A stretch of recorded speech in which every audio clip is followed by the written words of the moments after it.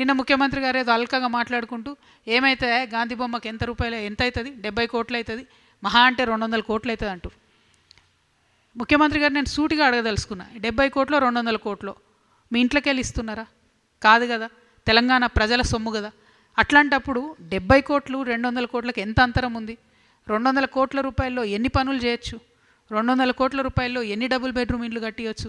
ఎంతమంది పేదలకు షెల్టర్ ఇవ్వచ్చు? అవి పట్టించుకోకుండా మీరు 70 కోట్లు 200 కోట్లు అయితే అని అల్కగా మాట్లాడుతారు.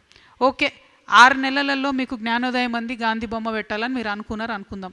6 నెలల కింద ఉన్నదానికి ఇప్పుడున్న దానికి 1400 కోట్లు పెరుగుతుంది కదా. మీరన్న లెక్క ప్రకారమే గాంధీ బొమ్మకు 200 కోట్లు అవుతుంది అనుకుందాం. మరి మిగతా 1200 కోట్ల పరిస్థితి ఏంటి? ఎక్కడ పెరిగింది? ఎందుకు పెరిగింది? ఈ విషయాలు దయచేసి మీరు క్లారిటీ ఇవ్వాలి. ఎందుకంటే ఏ పాలనలో అయినా ఏ ప్రభుత్వంలో అయినా పారదర్శకత అనేటటువంటిది ఉన్నప్పుడే ప్రజలకు ఒక అర్థం పర్థం ఉంటుంది. కాబట్టి ఆ క్లారిటీ ఇవ్వాలని నేను కోరుతా ఉన్నా.